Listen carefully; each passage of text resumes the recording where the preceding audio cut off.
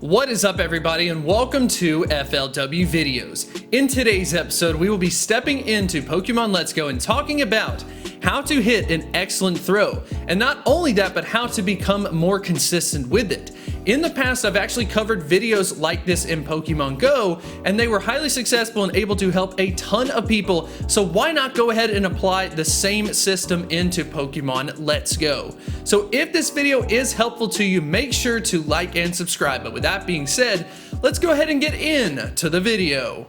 So the first thing that we need to talk about is the actual throwing mechanic itself. We do get a little bit of a brief tutorial when we are catching our starter Pokemon, but there's a couple of directions that I do think will create a bad habit for players. The first one being that you need to point your Joy-Con directly at the screen. If you do this when you go into the throw sequence, that means that you either have to go up from there, down from there, and then eventually back towards the screen, so there are two motions in total. I tried doing this, but to be honest, I couldn't consistently hit them until I tried something different.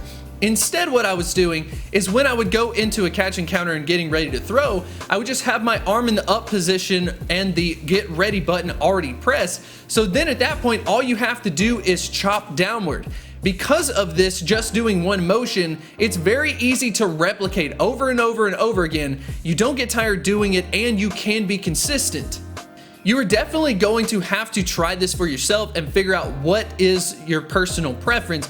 Other than that, though, we can go ahead and get into the actual Pokemon encounter itself. The first thing that we need to talk about, of course, is how the ring works. When the ring goes downward, it will continue to go downward until it gets to an excellent position.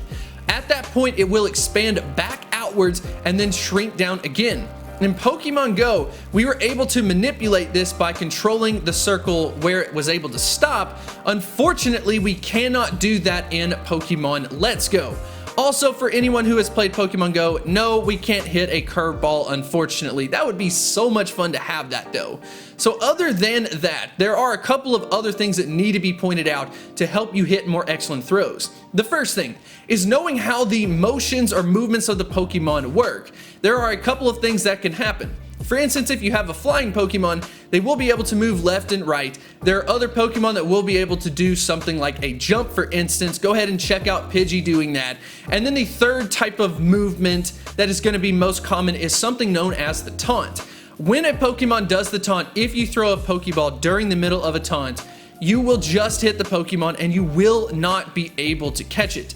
So basically, make sure that the Pokemon is in the center of the screen. It's not in the middle of a jump, and it's not in the middle of a taunt, and you will definitely increase your timing that way. So other than the timing itself for what you would do with the Pokemon, the next and last step is the actual timing of when you throw it.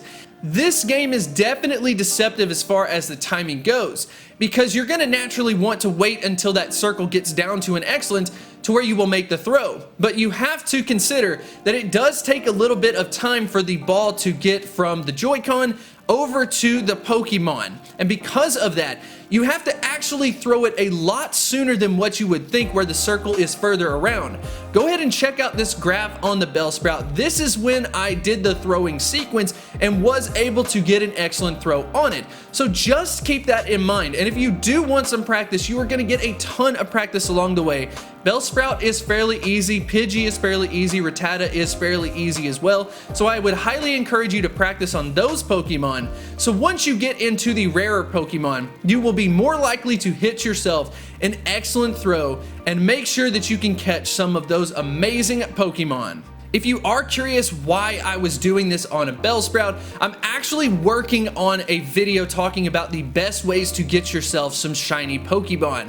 So if you do enjoy this type of content and want to see more Let's Go play, make sure you hit that sub button. But with that being said, I will see you next time. Hit me like a tidal wave, ooh, triggered by the aftershock. Hit me like a tidal wave. I can't hit these high notes. How does he do this? This is impossible. I give up.